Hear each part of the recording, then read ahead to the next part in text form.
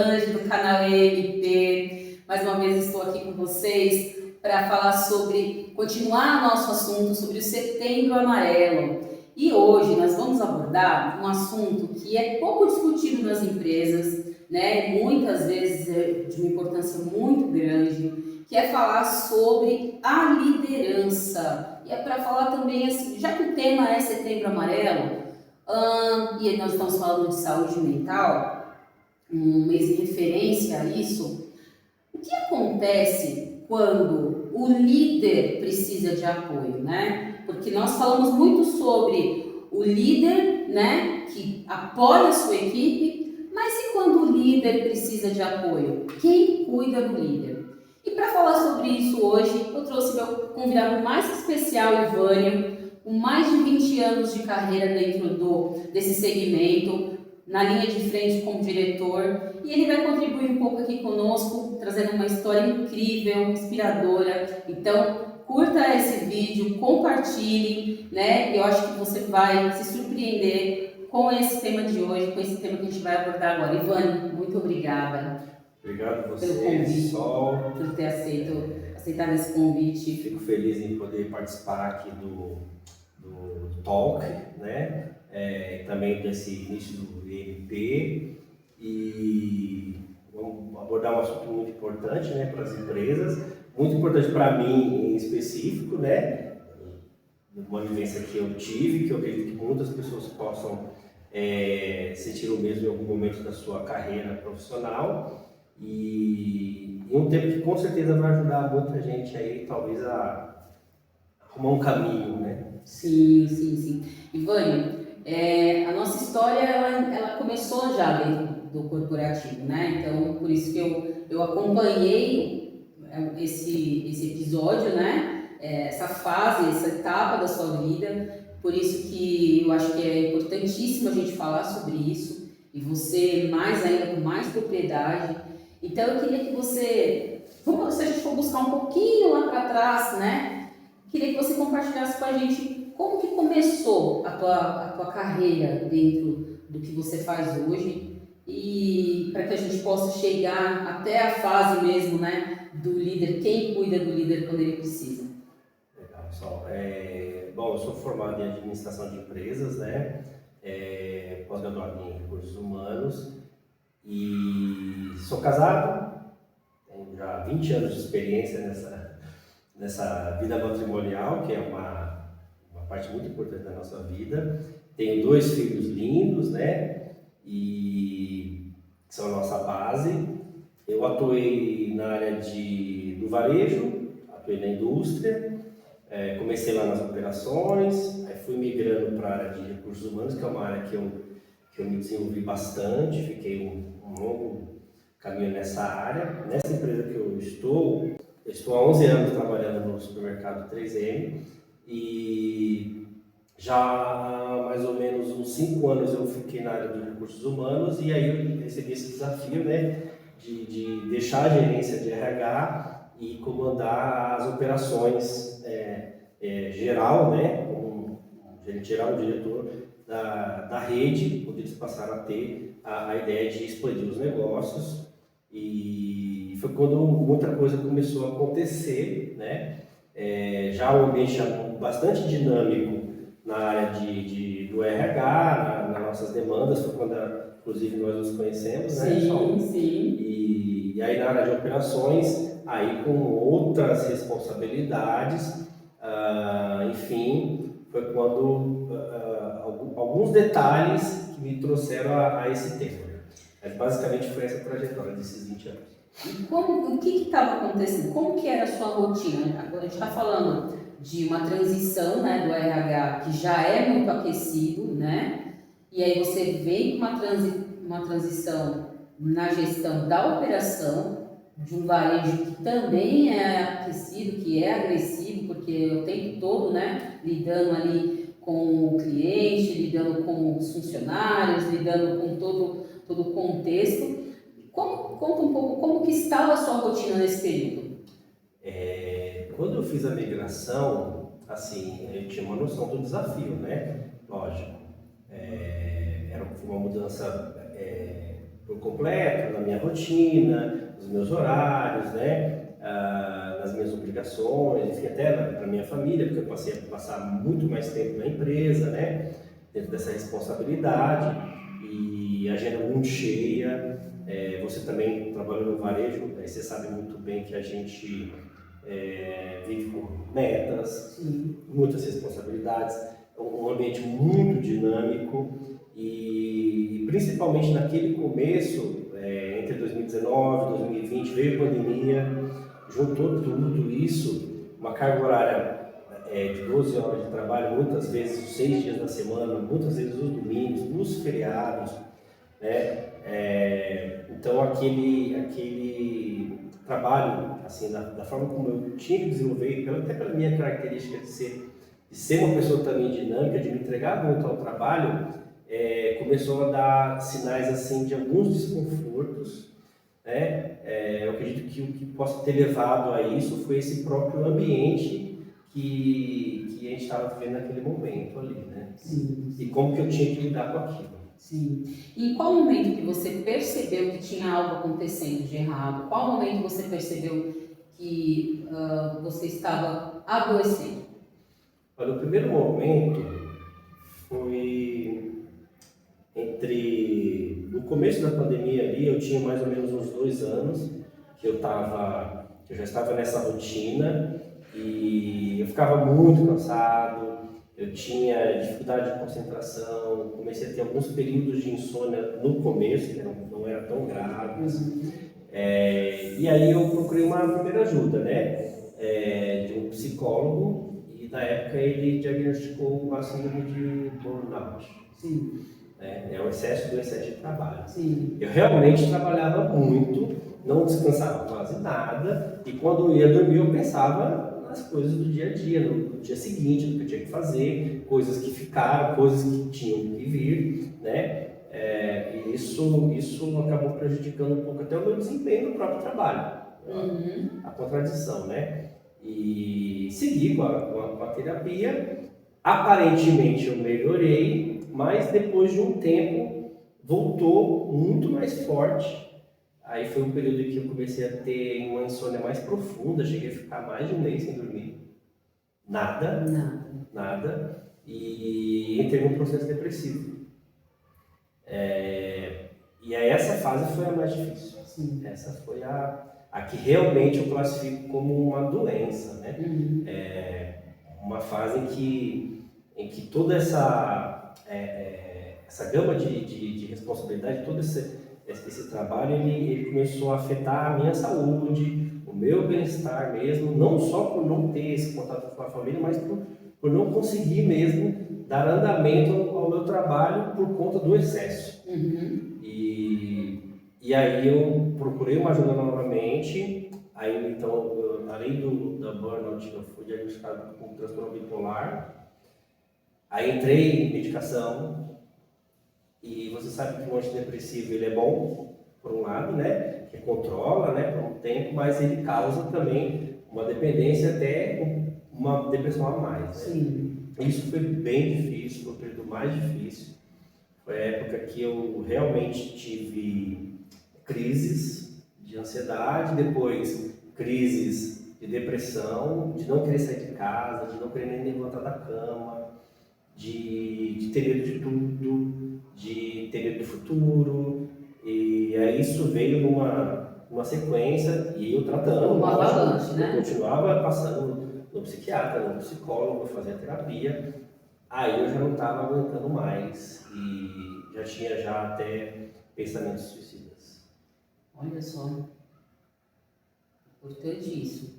Vânia, e o trabalho, como que estava nesse período? Você continuou trabalhando, você pediu afastamento? Como que ficou a sua rotina no trabalho?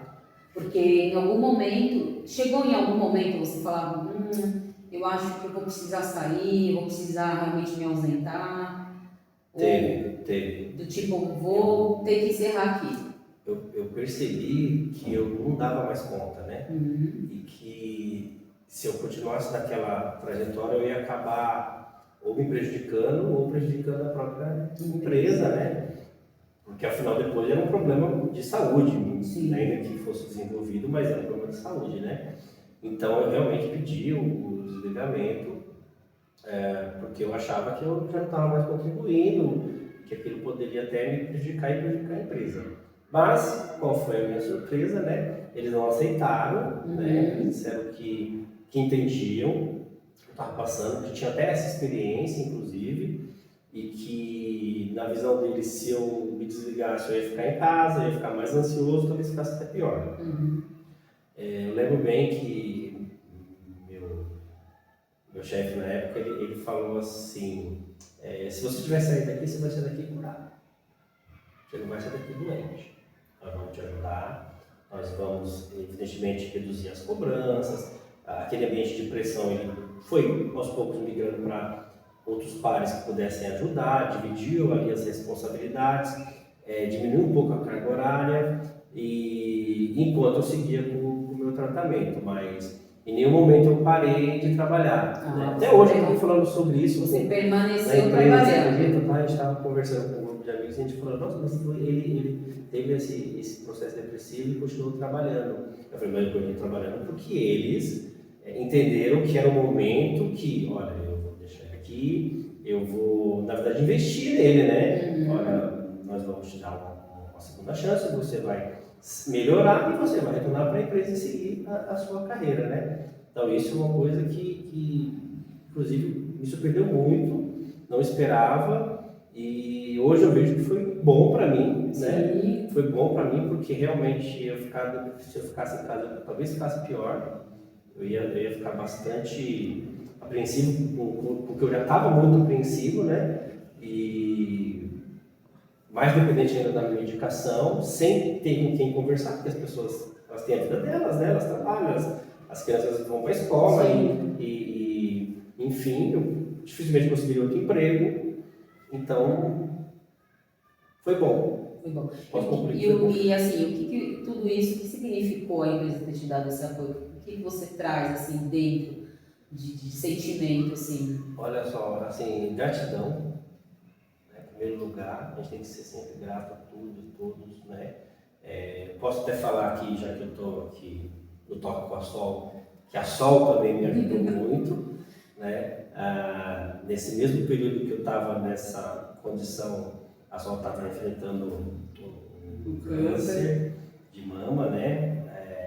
E eu lembro que a gente conversava muito, infelizmente a gente não tinha contato tão próximo por conta de tudo isso, ela lá em Barretos, né? A gente aqui, com essa dificuldade, e eu nunca mais vou esquecer uma vez que a gente estava conversando, e aí ela falou, mas você está bem e tal? A Sol falando, né? Você está bem? Eu falei assim, não. Aí fui contando um pouco, né, como eu consegui ficar com ela, nossa, mas isso é um absurdo, mas como que você está tratando, mas faz isso, faz aquilo, e eu fiquei, tá bom, né? E aí comecei a falar, nossa, mas ela está muito pior do que eu, ela tem um câncer, cara. Eu não acho que eu vou morrer disso daqui, mas um câncer pode levar uma pessoa embora. E eu lembro que eu comentei com a minha esposa, falei, nossa, cara, você vê, né? Quando a pessoa, ela é uma pessoa do bem, ela é uma pessoa que quer o bem pro próximo, né, que tem realmente talvez uma missão de vida, olha como é que ela interpreta. Eu estou doente, mas eu ainda posso ajudar alguém, né? Então isso assim, foi muito tocante, assim. É uma lembrança que eu nunca mais vou esquecer. Eu falo, poxa, mais preocupada comigo, quando ela deve estar muito mais preocupada com ela, né? Na minha visão, né? Mas a sua força, você é cansado de falar sobre isso, né? Tem essa história, com certeza, ainda para contar por algumas gerações. Então, isso, num certo sentido, eu posso dizer que, além da gratidão, a experiência, né, de ter passado por isso me ajudou também a entender algo que eu não entendia. Eu assim como eu acredito que a maioria das pessoas devem achar, vocês em casa devem achar, que depressão é frescura, que problema de ansiedade é problema de jovem, ou é problema de gente que não tem o que fazer. Bom, eu tinha bastante o que fazer, né? Eu tinha muita atividade. Que isso aí você se livra muito fácil. Não é fácil. Não é fácil. É uma batalha, é todo dia. A gente não sabe como a gente entra e depois a gente não tem ideia de como a gente vai sair. Quando eu tive a minha pior crise, eu tentei suicídio, né? E estava bem. Sim. Eu estava menos mal, mas eu continuava pensando em tirar a minha vida porque eu achava que aquilo era a solução para os problemas que eu imaginei que eu mesmo ia criar, que era muitas despesas, os filhos pequenos, a minha esposa que na época não tinha um trabalho fixo, então eu achava que, sei lá, que a solução era essa. A solução seria aquela, né? Então, eu acho que esse apoio da empresa e das pessoas como a Sol, eu só tenho a agradecer, é uma experiência que eu tenho que levar adiante, eu tenho que passar para as pessoas que a depressão não é frescura, não é brincadeira, nós estamos falando de uma doença muito séria, que pode pegar qualquer pessoa, que não é porque você é fraco, que você é isso ou aquilo, a gente tem que estar atento aos sinais, né? Mas a palavra é gratidão. Muito legal. E foi muito bom a empresa ter te dado esse apoio, foi muito bom também você ter confiado, né? Abrir o que estava acontecendo com você, porque infelizmente é aquilo que eu falo, né? A saúde mental não é uma, igual você falou, não é uma frescura, é uma evidência, acontece, principalmente no universo corporativo, não que fora dele não aconteça, mas a gente tem percebido um número, né, muito expressivo, né, com relação a isso, né? Não à toa que a NR1 está aí, né, para poder, né, fazer com que as empresas cuidem de seus colaboradores de uma forma mais efetiva.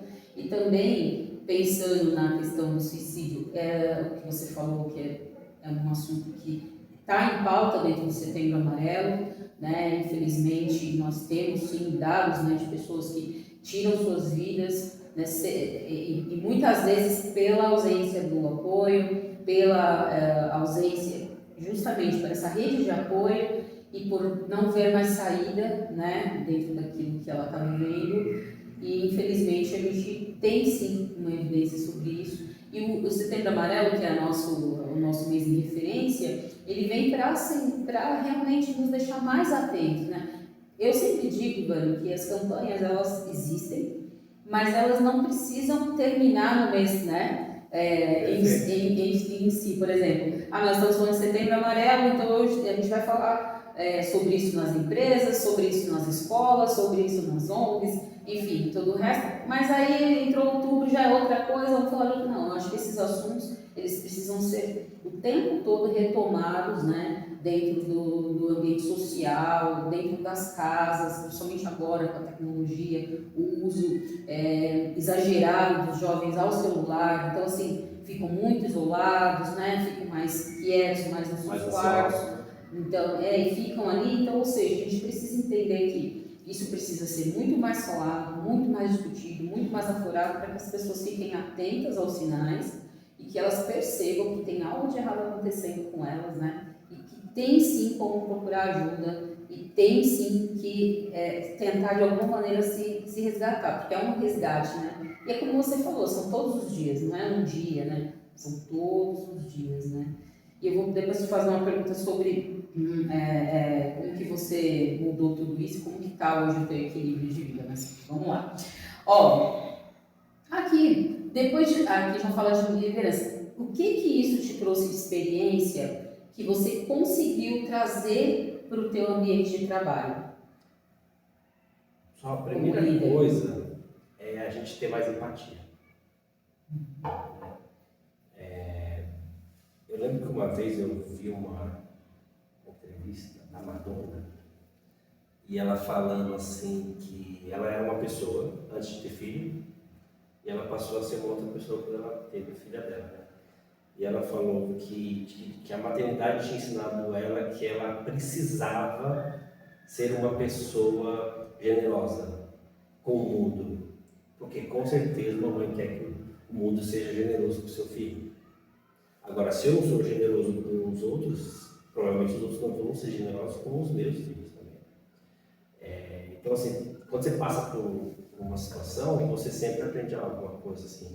E o que eu aprendi muito com os transtornos depressivos, com meus problemas de saúde mental, foi que a gente tem, como enquanto líder, ter empatia. A gente tem que realmente procurar entender, procurar apoiar. Nem sempre, nem todo o colaborador colaborador que chega para você cansado ou desanimado, ele é uma pessoa preguiçosa, ele é uma pessoa desleixada, ele é uma pessoa que não serve para a sua equipe. Muitas vezes ele pode estar passando por um problema que nem ele ainda percebeu, mas está de início.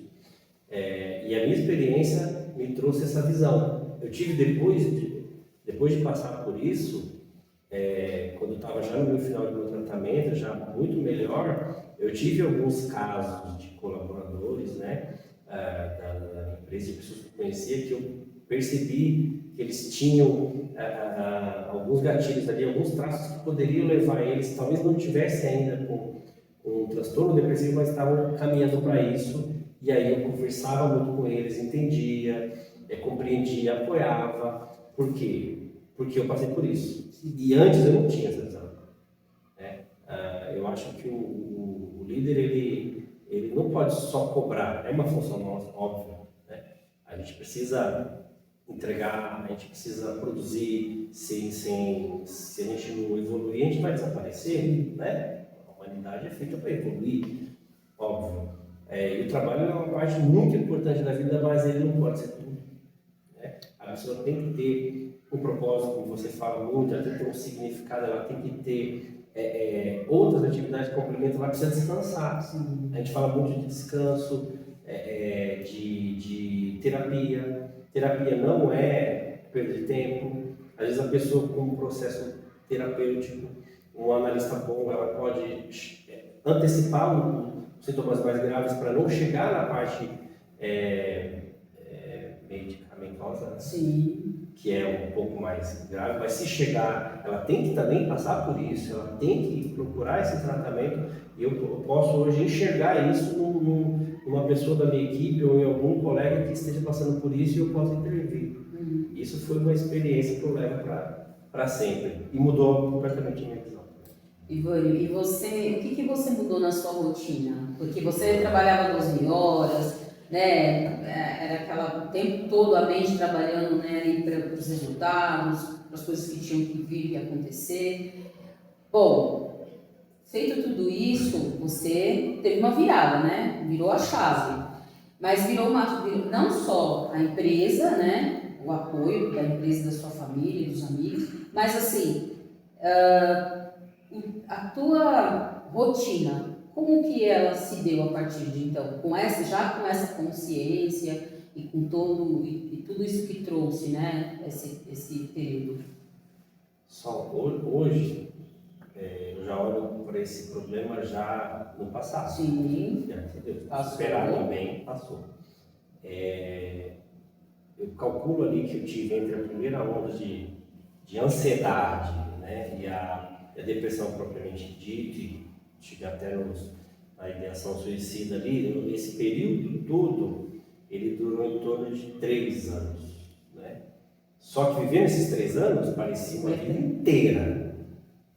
Uma vida inteira. Então, assim, é muito, muito tenso, é muito intenso, né? Passar por isso. Qualquer coisa que me traga de volta aquele cenário, eu tento repelir, isso é certo. Então, se eu perceber, por exemplo, eu estou ficando triste, o que acontece? A gente pode ficar triste. Tristeza faz parte. Tristeza de todo dia não é normal. Né? Então, a primeira coisa é estar atento aos sinais. Né? Qualquer coisa que gere algum gatilho, mas, por exemplo, rotina de trabalho, eu trabalho no varejo, eu trabalho liderando mais de 600 pessoas, né? A gente movimenta um volume alto de recursos, né? Obviamente que a responsabilidade é a mesma, né? Mas a forma como eu lido com isso, eu fui aprendendo também na terapia e aprendendo com pessoas como a Sol a lidar melhor com isso. Por exemplo, dando mais valor ao tempo que eu estou com a minha família. Sim. Né? Então, por exemplo, eu só passava em casa, né? Só passava em casa, tomava um banho, deitava, acordava e ia trabalhar. Quando eu estava de folga, que eram poucas vezes, eu estava geralmente dormindo. Eu chegava ao trabalho, exausto, né? Não tinha tempo para nada. Então hoje eu arrumo esse tempo, eu me dou esse tempo, né? Obviamente, eu tenho que me programar para cumprir as minhas obrigações, as minhas entregas, né? Mas eu dou muito mais valor para o descanso que eu não dava antes, né? Passei a fazer atividade física, que é uma coisa que ajuda demais no tratamento, ajuda demais ao nosso corpo e ajuda inclusive a gente não entrar nisso, né? A atividade física torna a gente mais feliz, né? Ela é dopamina na veia ali, que você sai realizado, né? Exatamente. E eu talvez fosse uma pessoa que não desse tanto valor assim para a parte mais humana, então eu comecei a entender melhor o ser humano, as pessoas, dar valor também para tirar férias, que eu não queria gostar de tirar férias.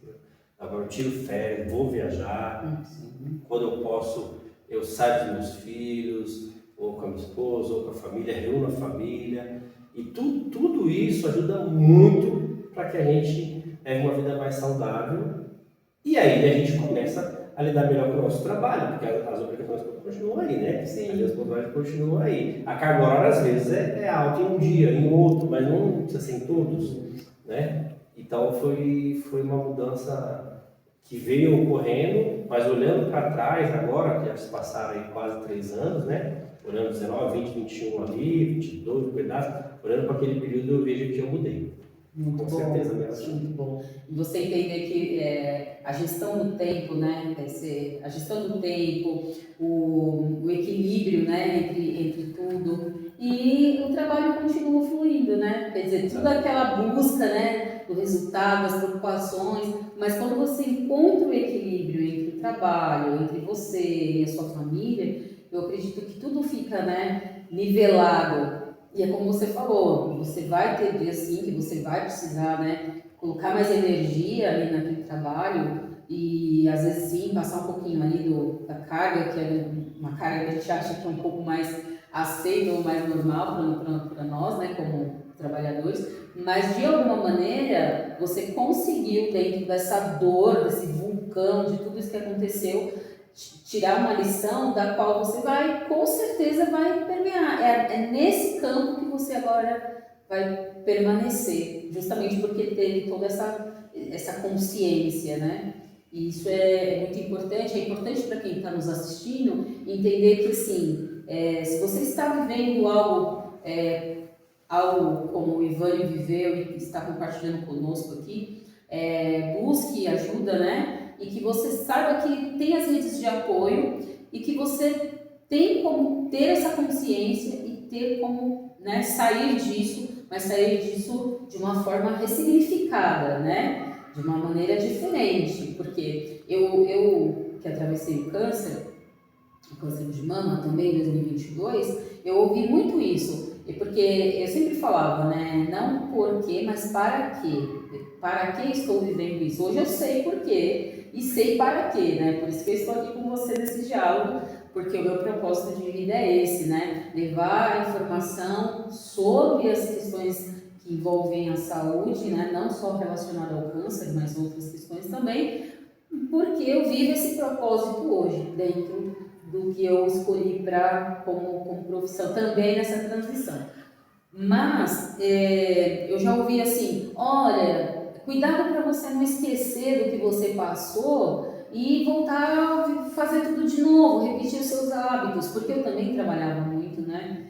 E empreendia, trabalhava com CLT, então adorava aquela rotina, mas isso eu paguei um preço por isso, né? Um preço alto. Então, mas cobrou. Então eu vejo assim, né, também já há alguns anos, já graças a Deus, aí curada, agora em acompanhamento, eu percebo que eu sempre revisito esse episódio, mas não para viver ele, mas sim para mostrar que por conta dele eu preciso todos os dias fazer algo por mim, né, para mim e para os meus.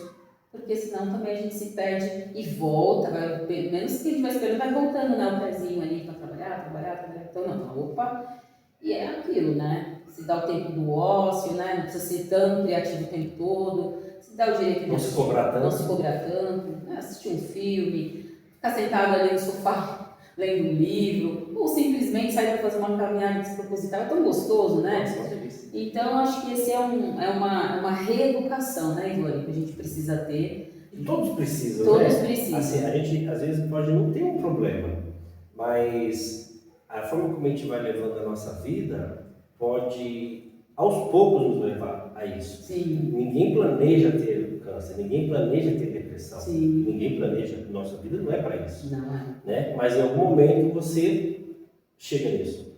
E aí quando você olha para trás, que é aí que você percebe o que às vezes te levou a isso. A gente se assusta, né? Mas se você refletir bem, como você falou, né, de germinar, de plantar, de semear, às vezes a gente realmente plantou isso, né? Sim. Talvez a gente deu mais valor ao dinheiro do que a ter resultado de verdade. Resultado não é só dinheiro, Sim. resultado é ter a saúde, é ter qualidade de vida, resultado não é só enriquecer, não é só fazer fortuna, né?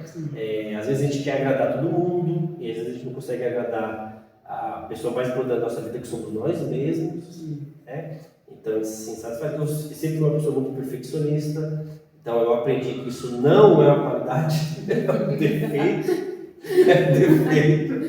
e que às vezes a gente precisa fazer para depois a gente fazer melhor, né? Eu sempre fui muito, estou perfeito, eu quero, e aí às vezes você deixa de entregar um trabalho, deixa de fazer uma viagem, deixa de estar num certo momento, porque não é o meu momento ideal, não tem um momento ideal, o momento ideal é agora, né? A autocobrança, e se eu fosse falar também para quem está assistindo, eu ia dar uma dica, junto com a dica que a Sol deu, que é o seguinte, que eu escutei muito na terapia que eu nunca mais vou esquecer.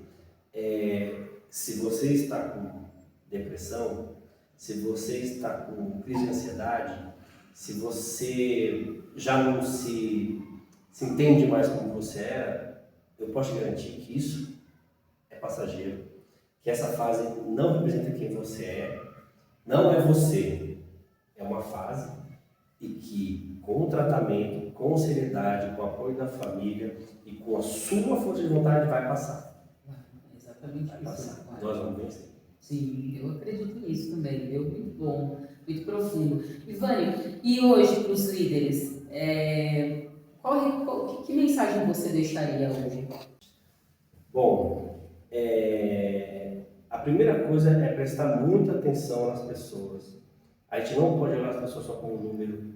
A gente não pode olhar só como uma equipe, a equipe. Não, a gente tem indivíduos que fazem parte da nossa equipe, são pessoas. Mais do que pessoas, são histórias, são famílias, né? Esses sinais estão aí. E a gente tem que ter essa sensibilidade enquanto líder de perceber, de ajudar, de apoiar, de mostrar um caminho. Eu não tinha essa experiência, agora eu tenho, mas muita gente não tem. Então, o Setembro Amarelo, as palestras, as pessoas dedicadas a levar essa informação como a Solange, e todo o rol de informações que existe hoje também prepara o líder para lidar com essas situações. Não custa nada a gente ajudar alguém da nossa equipe, que é alguém que está próximo de nós, que a gente convive no nosso dia a dia e que de repente está doente e a gente talvez nem perceba. Então a gente tem que realmente estar atento aos sinais que essas pessoas estão demonstrando e atuar dentro das nossas possibilidades, apoiar, entender que não é frescura, mostrar alguns caminhos, dar o nosso apoio, porque da mesma forma que uma pessoa pode produzir e nos ajudar, a gente muitas vezes tem que ser esse braço de apoio para que ela possa se recuperar e voltar a nos ajudar também. Exatamente, Ivane. E as empresas, como que você acha que elas podem começar, além do que a gente já falou, da NR1, que agora, né, trouxe aí esse assunto muito mais, né, para estar em evidência nesse momento, mas para as empresas, o que você deixa como mensagem para as corporações, né, para os CNPJs? A primeira coisa, assim, a gente falou de liderança, né? E a gente imagina um líder ele sendo aquele humble, o ser indestrutível, o que sempre vence, né? O que está na frente, o que conduz a equipe. Esse líder não fica doente, esse líder ele está sempre disposto a tudo, ele acorda cedo, ele dorme tarde, ele vive a vida por isso, ok. Mas as empresas têm que entender que o líder também adoece. Que o líder também vai precisar em algum momento parar um pouco. Que essa cultura de tudo ao mesmo tempo, às vezes, pode não ser a melhor cultura. Talvez a gente consiga mais resultado na nossa empresa, nas nossas equipes, trazendo um pouco mais de qualidade de vida também para essas pessoas. A gente falou recentemente numa palestra lá na empresa sobre o que é importante e o que é urgente, né? E aí aquela matriz lá da Eisenhower e tal, urgente, importante, né? Muita coisa que hoje é urgente foi importante e você não deu tratativa. Sim. Né? A saúde é importante, mas geralmente não é urgente. Quando se torna urgente, você tem que correr, senão você vai morrer. Sim. Né? Então, assim, a gente tem que realmente se preocupar com o que é importante. Será que realmente é importante você ficar mais 10 minutos para fazer uma coisa que você pode fazer amanhã que não vai mudar em nada no seu resultado? Se realmente não for realmente importante, você não tem que fazer. Você tem que se programar, você tem que se planejar, você tem que gerir o seu tempo de trabalho dentro da sua carga normal de trabalho.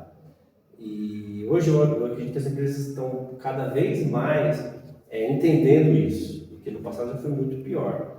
Mas não pode entender que o líder ele é de ferro, que ele é indestrutível, invencível, porque ninguém é. Ninguém é homem de ferro. Todos nós somos seres humanos que temos que ter o trabalho, nós temos que ter uma qualidade de vida, temos que ter o lazer, temos que ter o descanso, temos que cuidar da saúde, temos que nos exercitar, a gente tem que ter tempo e a gente tem que ter tempo para não fazer nada, para se distrair, para brincar com os filhos, ou para brincar sair com os amigos, para ir na praia, ver o pôr do sol. A gente tem que ter tempo e as empresas têm que estar mais atentas a isso, porque são seres humanos, né? Sim. Não somos máquinas. Muito bom, muito bom, muito bom. Olha,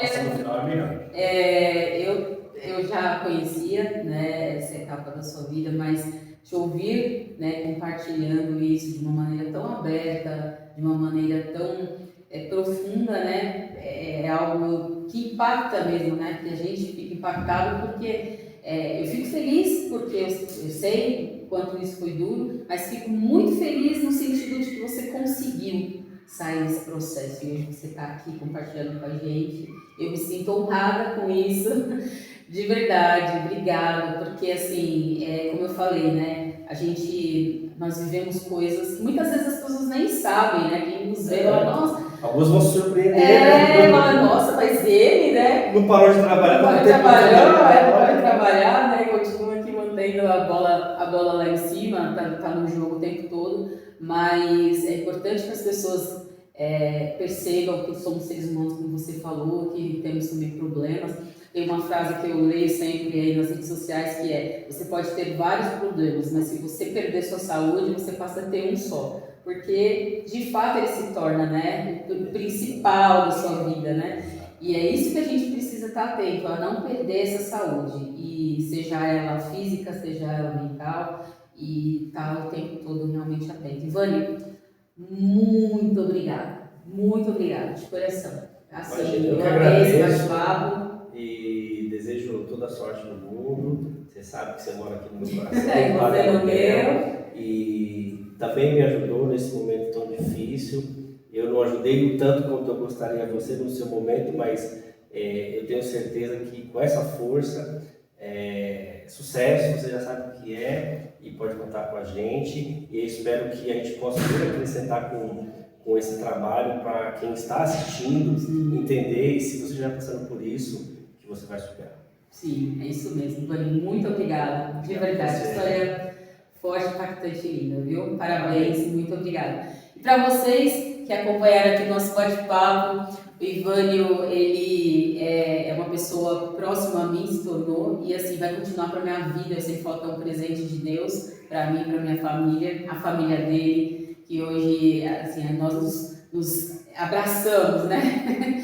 E, gente, compartilhe esse vídeo, curta, coloque nas suas redes sociais, vai estar aberto para vocês compartilharem. Siga também a EMP, Educação, Movimento e Propósito, para que essa mensagem chegue a outras pessoas, a quem de fato está precisando ouvir, né, um testemunho desse como do Ivânio, que realmente, né, por mais que a gente já conheça, mas se impacta porque é forte, mas ele é importante e sabendo de que quanto mais pessoas souberem, né, que não estão só, mais a gente reforça a importância do Setembro Amarelo e mais a gente reforça de que tem como sair desse movimento, desse momento de depressão, de ansiedade e de burnout. Muito obrigada, fiquem com Deus e até a próxima.